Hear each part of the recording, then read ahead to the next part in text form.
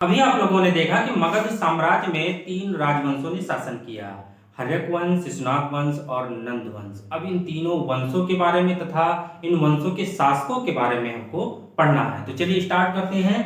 हर्यक वंश हम पहले देखेंगे कि 544 से 412 बीसी तक इसका शासन काल रहा है। इसमें मुख्य रूप से 4 शासक हुए हैं। बिंबिसार जो है इसका संस्थापक होता है हर्यक वंश का, अजातशत्रु दूसरा शासक होता है और उदयन या उदयभद्र जो होता है इसका तीसरा शासक होता है और नाग दशक इसका चौथा शासक होता है। तो हम पढ़ेंगे अब बिंबिसार के बारे में। जो प्रथम शासक है वह हर्यक वंश का संस्थापक भी है। तो मगध साम्राज्य का वास्तविक संस्थापक जिसे कहा जाता है वो है बिंबिसार। बिंबिसार को मगध साम्राज्य का वास्तविक संस्थापक कहा जाता है और हर्यक वंश का संस्थापक भी कहा जाता है। हर्यक वंश का प्रथम या पहला शासक भी कहा जाता है। हर्यक वंश का संस्थापक व प्रथम शासक कौन है? ये आपका है बिंबिसार। उपाधि इसकी जो है वो श्रोणिक की है। किसकी है? श्रोणिक की उपाधि जो है ये बिंबिसार की है। और कुणिक पूछा जाता है, कुणिक जो है वो अगला जो आपको पढ़ाएंगे अजातशत्रु, तो अजातशत्रु की जो उपाधि है वो कुणिक है और बिंबिसार की जो उपाधि है वो श्रोणिक है। इस चीज को याद रखिएगा। उसके बाद प्रथम विजय या प्रारंभ करता है अंग महाजनपद। अंग महाजनपद जिसकी राजधानी चंपा हुआ करती थी, हमने आपको बताया था। अंग महाजनपद का जो शासक होता है ब्रह्मदत्त, इसको पराजित करके अंग महाजनपद को मगध साम्राज्य में मिला लेता है। तो यहाँ पे देखिए कई क्वेश्चन बन रहे हैं। अंग महाजनपद की राजधानी कहाँ हुआ करती थी? चंपा हुआ करती थी, जबकि चंपा एक नदी भी है। और यहाँ का शासक कौन था? जब बिंबिसार ने अंग महाजनपद पर आक्रमण किया था तो वहां का शासक ब्रह्मदत्त था और ब्रह्मदत्त को ही बिंबिसार ने पराजित करके अंग महाजनपद को मगध साम्राज्य के में हमेशा के लिए मिला लिया।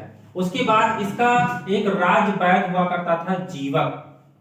इसका एक राजवैद हुआ करता था जीवक। राजवैद जिसे आप फैमिली डॉक्टर कहते हैं, रॉयल फिजिशियन कहते हैं, जिसे रावण के जो है दरबार में हुआ करता था सुसैन वैद्य हुआ करते थे, वो उसके राजवैद्य थे। और जैसे आप लोगों के घरों में हुआ करते हैं फैमिली डॉक्टर। फैमिली डॉक्टर क्या होते हैं कि वो हमेशा आपकी छोटी मोटी बीमारियों का इलाज करते रहते हैं, सभी के घरों में होते हैं। वैसे यहाँ पे बिंबिसार का जो फैमिली डॉक्टर था, राजवैद्य था, वो था जीवक। जीवक को कहा जाता है कि इसके दासी का एक पुत्र था। बिंबिसार ने इसे जो है तक्षशिला भेजकर अच्छी शिक्षा जो है इसे चिकित्सा के क्षेत्र में ग्रहण करवाया।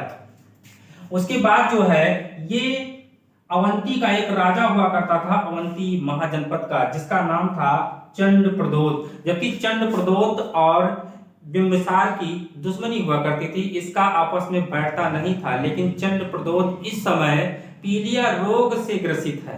पीलिया रोग से ग्रसित है और इसका पीलिया रोग एक असाध्य रोग बन जाता है, नासूर बन जाता है। उस समय ये बिंबिसार अपने राजवैद्य जीवक को भेजकर इस चंडप्रदोत के पीलिया रोग का इलाज करवाता है और ये ठीक हो जाता है, जबकि इसका आपस में तालमेल नहीं है।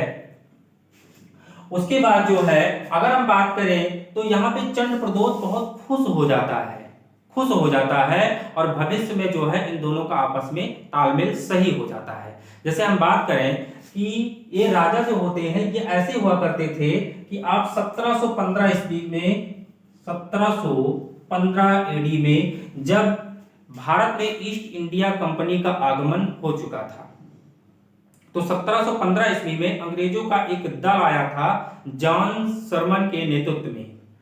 और उस समय भारत में मुगल वंश का फर्रुखसियर जो है वो शासक था। अब जब जॉन सरमन के नेतृत्व में अंग्रेजों का दल भारत आया तो उसमें एक डॉक्टर भी था जिसका नाम था हैमिल्टन। और उस समय फर्रुखसियर भी एक फोड़े से बहुत ज्यादा ग्रसित था और वो फोड़ा उसका नासूर बन गया था। तमाम वैद्य आए, उसका इलाज किए, लेकिन वो ठीक नहीं हो रहा था। लेकिन जॉन जो है हैमिल्टन डॉक्टर ने फर्रुखसियर के फोड़े का इलाज कर दिया, वो सही हो गया। अब फर्रुखसियर खुश हुआ, उसने कहा कि आप मांगिए जो मांगना हो, क्या लेंगे आप? तो उसने कहा कि हम लोग बाहर से आए हैं और हम लोग व्यापार करना चाहते हैं और हमको जमीन नहीं मिल रही है, हमको कोई घर नहीं दे रहा है, तो उसने जमीन खरीदने की जो है इजाजत दे दी, बिना टैक्स के व्यापार करने की इजाजत दे दी, क्योंकि वो खुश हो गया था, उसका इलाज हो गया था। तो यहाँ पे भी ऐसे चंड प्रदोष जो है, यहाँ पे अब इसका बैठता नहीं था, लेकिन इसका तालमेल सही हो गया, किससे? बिंबिसार से। और देखिए बिंबिसार बहुत ही अच्छा शासक माना जाता है। ये जो है आसपास के शासकों से तालमेल बढ़ाने के लिए जो है एक वैवाहिक नीति स्थापित करता है।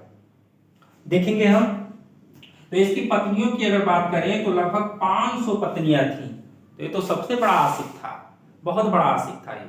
500 पत्नियां थी इसकी। और जो है सबसे पहली पत्नी की बात करें तो महाकोसला देवी है इसकी पत्नी। कौन है? महाकोसला देवी, जो कौशल नरेश प्रसेनजीत की बहन है। क्या है? प्रसेनजीत की बहन। महाकोसला देवी इसकी प्रथम पत्नी है, जो कौशल नरेश प्रसेनजीत की बहन है।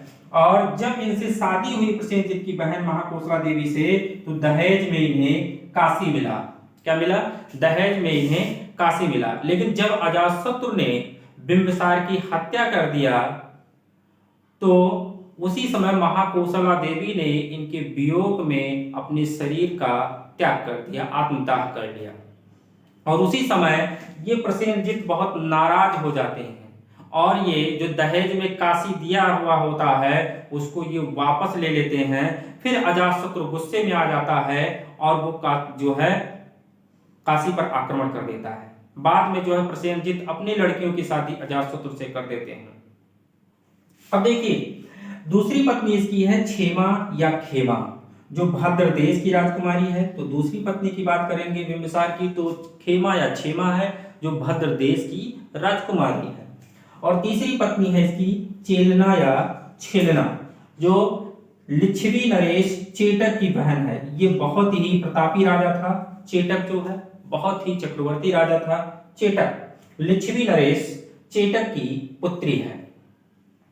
ये देखिए मगध का वास्तुकार आज के एग्जामों में, परीक्षाओं में वास्तुकार बहुत पूछे जाते हैं। दिल्ली का वास्तुकार, चंडीगढ़ का वास्तुकार, गेटवे ऑफ इंडिया का वास्तुकार, मद्रास का वास्तुकार, जो है स्टैचू ऑफ यूनिटी का वास्तुकार, लाल किले का वास्तुकार, ताजमहल का वास्तुकार, लाल किले का, सबका वास्तुकार पूछा जाता है। अब इसका वास्तुकार अगर पूछा जाए तो महागोविंद था।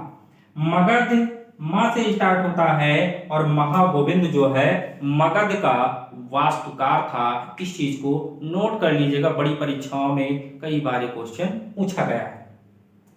अब देखिए ये पिटक क्या है? ये पिटक जो है बौद्ध संगीत के पहले बिंबिसार के ही शासनकाल में जो है लिखे गए हैं। पिटक जो है बौद्ध धर्म ग्रंथ है। ये काल जो है बौद्ध और जैन धर्म का काल है। इस युग में जो है लगभग 300 धर्मों का उदय हुआ है गंगा घाटी में, लेकिन 2 धर्म अपनी चरम उत्कर्ष पर आए हैं, वो है जैन और बौद्ध। तो इनके 3, ये सुत्त पिटक हैं और विनय पिटक हैं।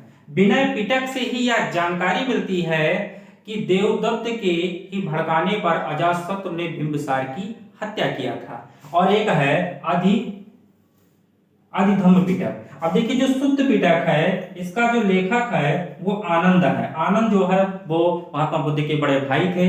और जो विनय पिटक है, इसका जो लेखक है वो उपाली है। कौन? उपाली है। उपाली जो है वो जाति से एक नाई था। बहुत बार क्वेश्चन पूछा गया है स्टेट पीसीएस में कि उपाली किस जाति का था, तो उपाली जो है वो नाई जाति का था। और विनय पिटक का लेखक जो है वो कौन था? वो उपाली था। तो विनय पिटक से ही साक्ष्य मिलता है कि देवदत्त के भड़काने से अजातशत्रु ने जो है बिंबिसार की हत्या किया था। अब उसके बाद देखते हैं कि ये मगध का वास्तुकार देख लिया, लगभग 500 पत्नियां देख लिया। अब हम बात करते हैं कि इसकी 500 पत्नियां कैसे हो गई। देखिए अपने साम्राज्य को बढ़ाने के लिए जिन राजाओं के पास जो है लड़कियां होती थी, उनसे ये शादी कर लेता था और उस जो है राज्य को अपने साम्राज्य में मिला लेता था। इसीलिए धीरे धीरे इसका साम्राज्य जो है बढ़ता चला जाता है और बहुत बड़ा हो जाता है। तो ये अपने साम्राज्य को बढ़ाने के लिए वैवाहिक नीति स्थापित किया था, विवाह का प्रयास। जैसे आप मान लीजिए 4 शादियां कर लेते हैं और चारों लड़कियों के जो है घर में और भाई नहीं हैं, तो उनकी संपत्ति जो होगी वो आपकी होगी। तो आप पता चलता है जिले के एरिया के बहुत बड़े आदमी होंगे, क्योंकि आपके पास चार चार संपत्तियां आ गई, एक आपके पिताजी की पहले से ही है, तो पांच पांच संपत्तियां हो जाएगी, तो आप बहुत बड़े आदमी होंगे। तो बिंबिसार कोई बहुत बड़ा आशिक नहीं था, ये शादी का बहुत बड़ा शौकीन नहीं था। इसने वैवाहिक नीति इसलिए स्थापित किया था क्योंकि इसके साम्राज्य को बढ़ाने के लिए, जैसे जैसे शादियां करता गया इसका साम्राज्य बढ़ता गया। तो जो इसके इंपॉर्टेंट क्वेश्चन बनते हैं, जैसे यहाँ पे 1715 में मैंने बताया कि यहाँ पे ईस्ट इंडिया कंपनी का आगमन इससे पहले हो चुका था, और 1715 में ये मध्यकालीन का है, वो तो मैंने बता दिया है। ऐसे ही चंद्रप्रद्योत का पीलिया रोग का इलाज किसने करवाया था? बिंबिसार ने करवाया था, अपने राज्य वैद्य जीवक को भेजकर। तो यहाँ पे जितने भी इंपॉर्टेंट क्वेश्चन बनते हैं वो हमने आपको बता दिया है। अब आपको पढ़ना है हर्यक वंश का दूसरा शासक अजातशत्रु के बारे में। चलिए।